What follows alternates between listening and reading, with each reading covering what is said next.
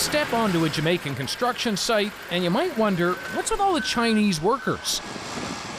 These boots on the ground, part of China's foray into the Caribbean, bringing with it Chinese loans, but also friction. These are the beginnings of a much-needed children's hospital, a gift from China, but one with strings attached.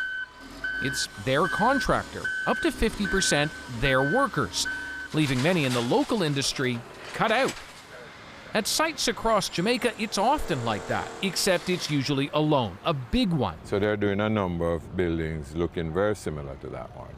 That has engineer Carvel Stewart speaking out. You're saying China essentially loaned money to itself to do work in another country? Well, that's what it did, because it lends you the money, and on the bottom of it, it says the beneficiary is China Harbour Engineering Company. The people who build the roads and do the projects. The people who build the road and do the project.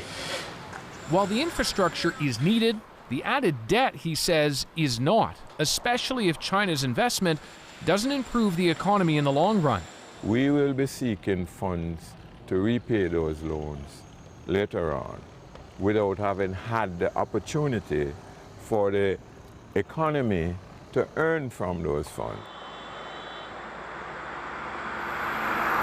To understand who wins and who loses, we're hitting the road.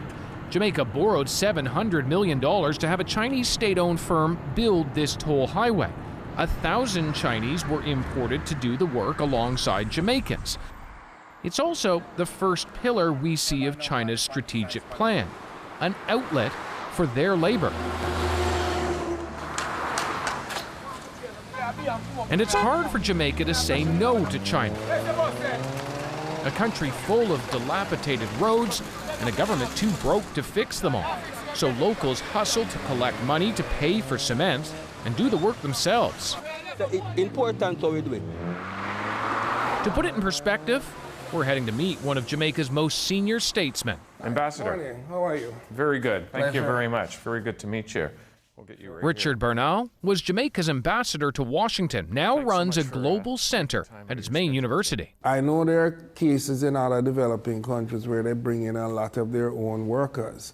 But in this case, the numbers are relatively small and they have been reducing over time. He dismisses concerns over who's doing the work when you consider what Jamaica is getting with the loans. One, the terms are quite generous, long repayment periods, low interest. Secondly, the Chinese are very competitive in carrying out these construction projects. And thirdly, what you find is that it comes with less conditionality than Western aid.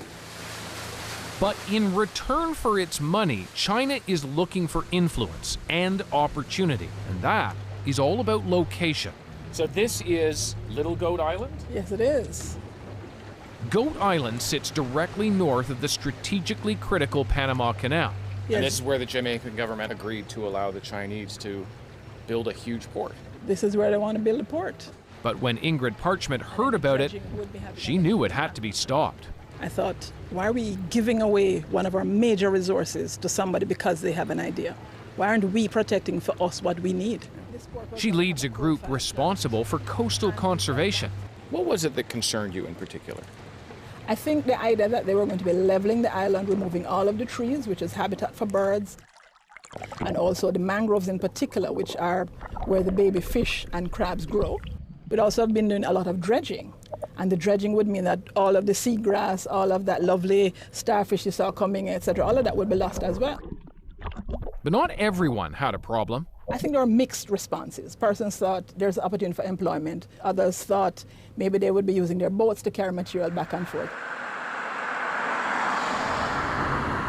Jamaica struggles with that mix, and few places better illustrate that than here, the Alpart mine.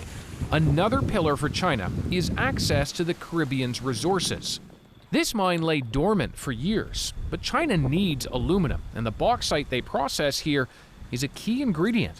When Chinese conglomerate Jisco bought it, they got that access, and the community got jobs. Do you know anybody who worked at the mine? My aunt is a chef. We depend on the mine. That's what we depend on. We don't have no other else source beside the plant. But the mine's reopening also brought problems.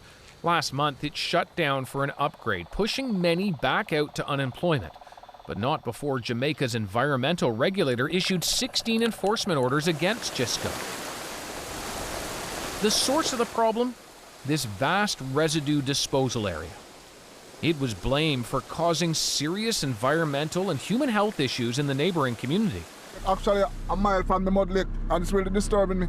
Are you worried for the kids like this? Of course, 100% worried. When the dust blow, sometimes it rash up our skin and all of that.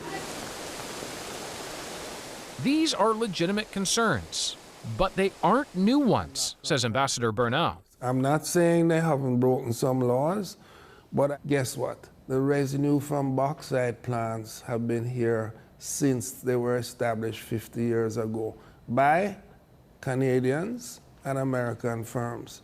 So if Jamaicans are concerned, he argues, they should take it up with their own government. Which is what Ingrid's group did. They pushed back against the government and won.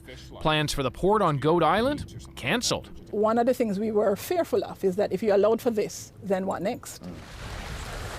China did ultimately build Caribbean ports, just not in Jamaica. I think the big thing is trade. China analyst Scott McDonald is writing a book all about it. He's even got the title, The New Cold War in the Caribbean. Is the U.S. and China definitely have marked out a new competitiveness, a rivalry, if you want, that does look like a Cold War in some aspects. Because this is right in their backyard. This is the American backyard. This allows China to make a poke at the United States in its soft underbelly, if you want. The U.S. has warned Caribbean countries about taking on too much debt from China. Does debt mean that you are much more than just indebted on an economic level, that you are in part owned by China? I wouldn't go to say that you're owned, but perhaps China has a leverage.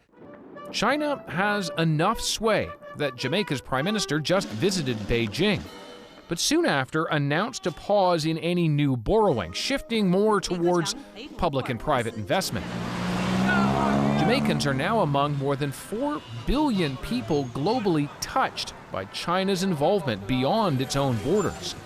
China is playing the long game, and it's getting closer and closer to our own shores.